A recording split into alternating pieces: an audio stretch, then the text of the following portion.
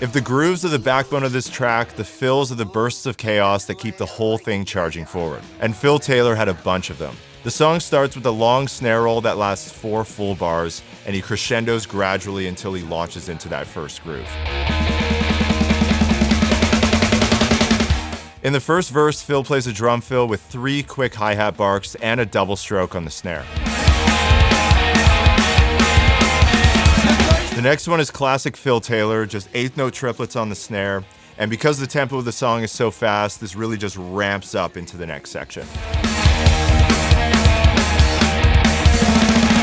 When asked about his drum fills, Phil once said, "I enjoyed playing the drums and being in a 3-piece band. You have to work a bit harder than if you were in a 4 or 5-piece band because there's gaps, and if you're in Motörhead, you have to work even harder because there's no bass player. Lemmy's not a bass player. He's a guitar player playing a bass, and there's no bottom end there. So I do a lot more tom fills than other drummers." Me and Flea went to see Motörhead in Birmingham.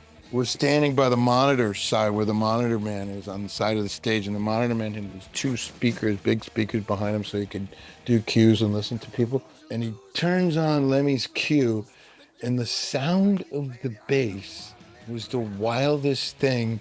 It sounded like an orchestra because he strums it. Very unique. Very, very unique. Motörhead was a very unique band. The next section is the interlude where the drums take a quick break, and enjoy it because you don't get a lot of these throughout the song. We've got some flams being played around the kit, from the snare up to the toms, and Phil also uses the left foot to keep time on the hi-hats. You know I'm going to lose, gambling's for fools, but that's the way I like it, baby. I don't want to live forever.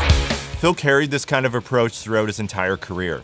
Always busy, always filling space, and it inspired a whole generation of metal drummers. Lars even told Modern Drummer in 1987 that Phil was all over the place, doing a lot of quick fills and a lot of stuff that sounds to me these days like a sort of speeded up Ian Pace. I mean, at the time we just thought of ourselves, we were just a rock band, and then when the term heavy rock came in, then we figured, well, we're a heavy rock band, you know, but we happened to play just that little bit faster than everybody else. Right before Eddie's solo, Phil plays the biggest drum fill of the entire song. It's a 2-bar 8th note triplet fill around the kit.